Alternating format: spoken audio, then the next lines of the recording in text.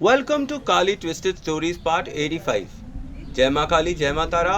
आप सबका भला हो। राधा और कृष्ण के प्रेम के अध्याय 23 में आप सबका स्वागत। राधा, बहुत पानी बह गया है जब से तुम मेरे जीवन से गई हो। जब तुम चली गई थी तो मैं बहुत अकेला था। मैंने बहुत सोचा कि तुमसे कांटेक्ट करूं। बस एक बार ही कांटेक्ट किया, उसी वक्त जब मैंने तुमसे बोला कि तुम क्या जहन्नुम में मेरे साथ चलना पसंद करोगी। उस दिन तुमने जो जवाब दिया, वो जवाब मुझे बहुत बुरा लगा, पर बाद में मैंने सोचा सही तो कह रही है राधा। ये उसका नया जीवन है और वो अपना घर बसा रही है और इसके बीच में मुझे इंटरफेयर नहीं करना चाहिए। मैं राधा का कल था और मनोहर राधा का आज है। वर्तमान में जो है, जो हमारा सहारा है, जो हमारा साथी है, हमें उसके साथ रहना चाहिए। तुमने सही कहा था राधा। इसी तरह तुम मेरा कल थी, पर आज मेरी लाइफ में नीलम आ गई है। नीलम ही मेरा वर्तमान है। राधा, तुम और रुक्मणी मेरा भूतकाल थी और मैं अपने भूतकाल से बहुत दूर चला आया हूँ। जैसे रुक्मणी के पास अब मेरे जाने का मन ही नहीं करता है। मुझे पता है मैं कुछ भी कर लूँ, चाहे मैं राधा को छोड़ दूँ, चाहे मैं हर वो काम जो उसकी पसंद का है कर दूँ, पर अंत में रुक्मणी को मेरे अंदर केवल ऐब ही मिलेगा। उसका माइंडसेट ही ऐसा हो गया है कि वो मेरे अंदर केवल ऐब ही निकाल सकती है। और राधा, तुम, जब तक मैं तुम्हारे साथ था, मैंने अपने जीवन में जो कुछ भी था मेरे पास, सब तुम्हारी दोस्ती और साथ के लिए दांव पर लगा दिया था। और अंत में मैंने तुमको सही दिशा में भेजा भी कि तुम अपना घर बसा लो। तुम्हें एक मौका दिया कि तुम एक नॉर्मल जीवन जियो। शायद भगवान भी यही चाहते थे। हाँ, शायद भगवान भी यही चाहते थे। इसीलिए तो मुझे इतनी बुरी बीमारी हो गई और मैं चमत्कारिक रूप से सही भी हो गया। शायद ईश्वर चाहते थे कि तुमको भी लाइफ में एक मौका मिले, कोई शिकायत ना रहे तुम्हें कि तुमने मेरे लिए अपना जीवन होम कर दिया। तुमको भी मौका मिला, तुमने भी अपनी गृहस्थी बसाने की कोशिश करी जैसे मैंने करी थी। ये बात और है कि संपूर्ण समर्पण देने के पश्चात भी न मैं रुक्मणी को रोक पाया और ना तुम मनोहर को रोक पाई। रुक्मणी भी जैसे मुझ पर लगातार शक कर कर कर मुझे कोस कोस कर मुझे धक्का दे देकर उसने जैसे तुम्हारे पास भेजा, उसी प्रकार से मनोहर ने भी किया। प्यार में जलन होती ही है और ज़रूर होती है जब वो कंडीशनल होता है। जैसे रुक्मणी और मनोहर का।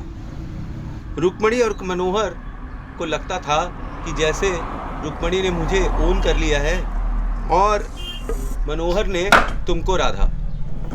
हम लोग उनकी जायदाद बन गए थे। इसीलिए ईर्ष्यावश उन लोगों ने हमारे ऊपर अत्याचार किया और हमको ऐसा तन्हा छोड़ा कि हमें कहीं ना कहीं कोई सहारा ढूंढने की ज़रूरत पड़ गई। इसी प्रकरण में पहले मुझे तुम मिली और बाद में मुझे नीलम। नीलम मेरा वर्तमान है, वो आज है मेरा। तुम मेरा कल थी, इसलिए मैं आगे नीलम के लिए समर्पित हूँ। तुम्हारे जाने के बाद नीलम ही वो औरत थी जिसने मुझे संभाला। नहीं, शायद मैं डिप्रेशन में आ जाता या टूट कर कहीं बिखर जाता और तुम अपना सुखी जीवन व्यतीत कर रही होती। पर जैसे भाग्य में जो लिखा होता है वैसे ही होता है, तो वैसा ही हुआ। मुझे इधर नीलम मिली, उधर मनोहर तुमसे दूर हो गया। ठीक है, रुक्मणी ने वहाँ पर विष के बीज बोए थे, पर कोई भी पेड़ जो कि ऑनेस्टी पे खड़ा हुआ है, जो सच्चाई पे खड़ा हुआ है, वो कभी भी डिसऑनेस्ट लोगों के बातों में आकर गिरेगा नहीं। शायद मनोहर और तुम्हारा प्रेम कभी इतना पनप ही नहीं पाया था, तभी मनोहर पहले ही झटके में तुम्हारा दुश्मन हो गया। लेकिन मैं मनोहर को भी दोष नहीं देता। उसकी जगह कोई और होता तो वो भी यही करता। आखिर हमें मनोहर की ज़िंदगी बर्बाद करने का कोई हक नहीं। जब आपके मन में कोई और है और आप किसी और के साथ हैं, तो आप जिसके साथ हैं उसके साथ ज़बरदस्त नाइंसाफ़ी करेंगे, क्योंकि उस शख्स में आप हमेशा अपने प्यार को ढूंढेंगे।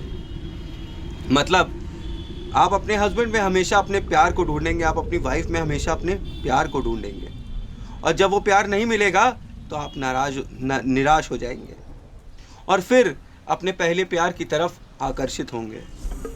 जीवन ऐसा ही है, जो चीज़ हमारे पास जब होती है तब हमें उसकी कदर नहीं होती, पर जिस समय वो हमसे दूर हो जाती है उसकी असली वैल्यू हमें तब पता चलती है। रुक्मणी जैसे लोगों का कोई कुछ कर नहीं सकता था, जिन्हें शुरू से ही कोई भी इंटरेस्ट अपने पतिदेव में नहीं था। पर राधा, जिसको कृष्ण में हमेशा से इंटरेस्ट था, उसके साथ भी सिचुएशन ऐसी हो गई थी कि उसे जाना ही पड़ा। कृष्ण हर तरीके से राधा को समझा रहा था कि अब वे उस तरीके से साथ नहीं रह सकते जैसे वे पहले रहा करते थे। कैसे रहते थे तुम लोग पहले? नीलम ने आकर चिल्लाकर बोला। बताओ, कैसे रहते थे तुम लोग? सच सच बताओ। राधा ने बोला, कैसे रहते थे बता दो कृष्ण, इसे बता दो।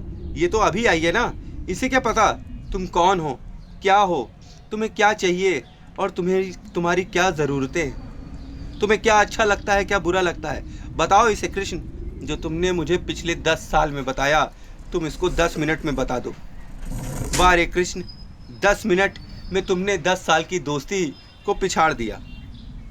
कृष्ण ने बोला, और तुमने क्या किया था? जब मैंने तुमको बुलाया तो तुमने भी वही किया था। 10 साल की दोस्ती तुमने 10 मिनट में मिटा दी थी। कुछ नहीं हुआ है, कुछ नहीं बदला हम लोगों के बीच में। दोस्त तो हम अब भी रह सकते हैं, पर प्रेमी और प्रेमिका शायद अब तो ना रह पाए, क्योंकि अब मेरी लाइफ में कोई और आ गया है। जैसे उस वक्त तुम अपना घर बसाने जा रही थी, मैं भी अब अपना घर बसाऊंगा। मुझको भी एक मौका मिलना चाहिए कि मैं अपनी लाइफ को पटरी पे ले आऊं। और नीलम की क्या गलती है जो मैं उसको ये सज़ा दूं? उसको थोड़ी पता था कि तुम बदल जाओगी और वापस आ जाओगी, और ना ही मुझे पता था कि तुम बदल जाओगी और वापस आ जाओगी। क्योंकि मनोहर ने तुम्हें कष्ट दिया तो मैं तुम्हारा एक दूसरा ऑप्शन बन गया। तुम मुझे ऑप्शन की तरह इस्तेमाल कर रही हो राधा। अब पहले मनोहर और बाद में कृष्ण हो गया था। ऐसा नहीं है कृष्ण, मैंने अपनी गृहस्थी संभालने की पूरी कोशिश करी, जो हर एक औरत को करना चाहिए और हर एक आदमी को करना चाहिए। पर जब आपका लाइफ पार्टनर आपको समझ ही ना पाए और आपके ऊपर शारीरिक और मानसिक रूप से अत्याचार करे, तो कोई कितने दिन तक उसके साथ रहेगा? इसीलिए मैं मनोहर के पास वापस नहीं जाना चाहती। माना कि मैंने उससे अपनी पुरानी लाइफ के बारे में छुपाया था, पर मेरी प्रेजेंट लाइफ से वो देख ही रहा था ना, मेरा समर्पण वो देख ही रहा था ना, मेरे पेट में पलता बच्चा वो देख ही रहा था ना, कि उसे वो भी नहीं दिखाई पड़ा। उसने नहीं देखा, उसने नहीं समझा कि मैंने उसको अपने आप को सौंप दिया है।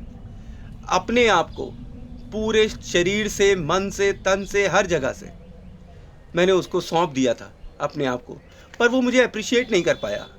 नीलम बोली, वो तो ठीक है, पर तुमने ये नहीं बताया कि तुम लोग रहते कैसे थे। क्या तुम लोग हस्बैंड वाइफ की तरह रहते थे?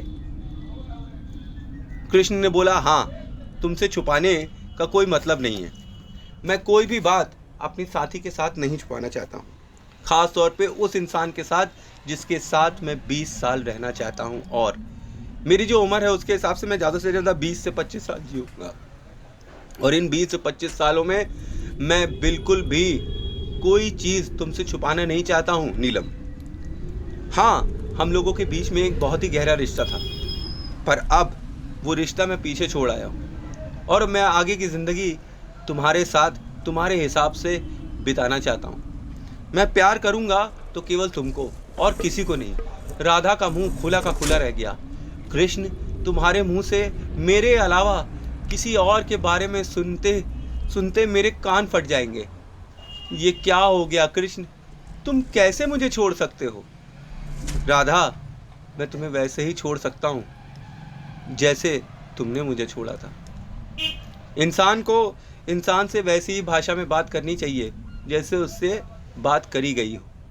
इसीलिए मैं तुम्हारा दोस्त तो हूं, पर अब मैं वैसा दोस्त नहीं हूं जैसा तुम सोचती थी और तुम चाहती थी। राधा कुछ नहीं बोली।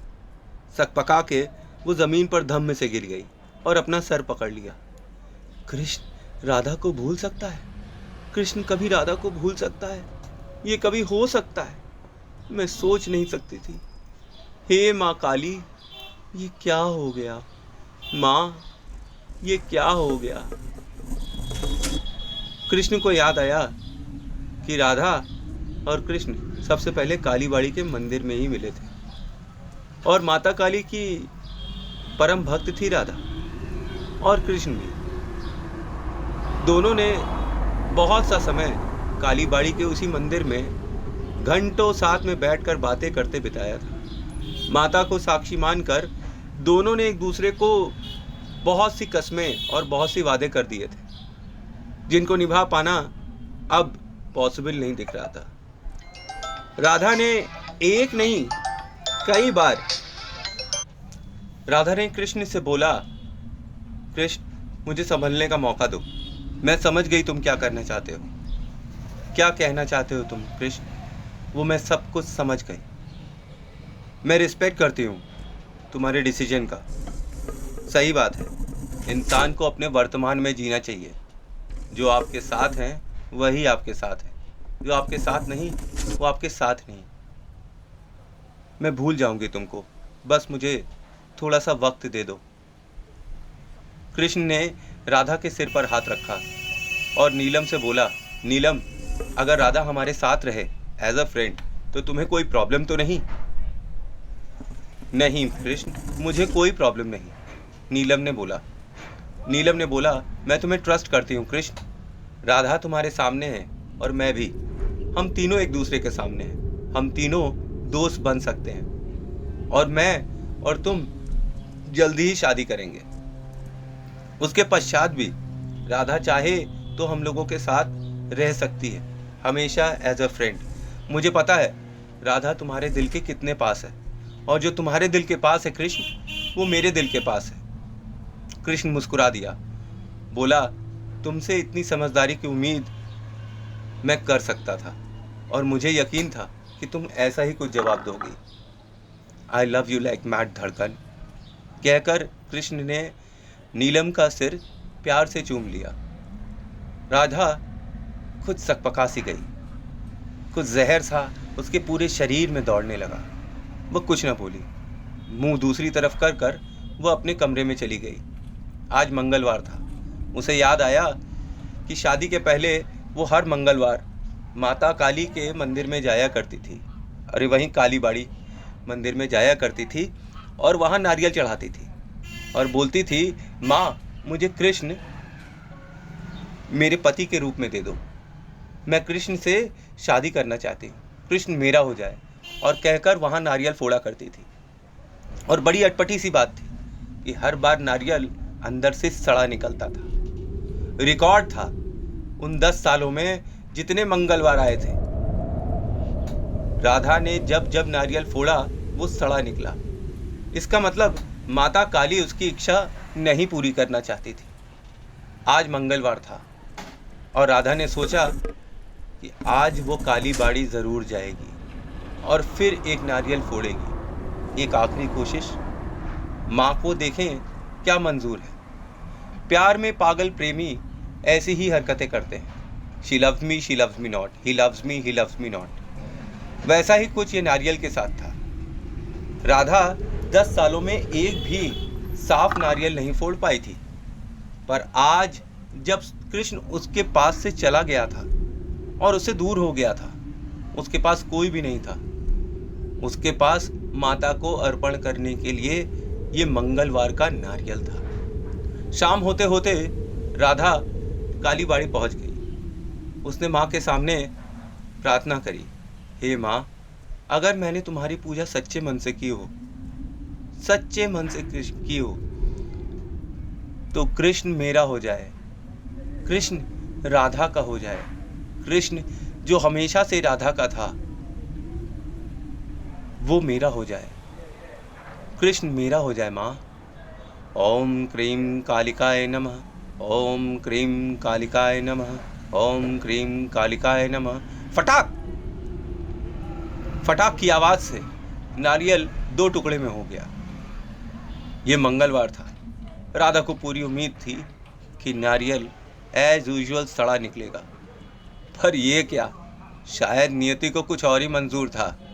नारियल तो साफ सुथरा था, पानी वाला।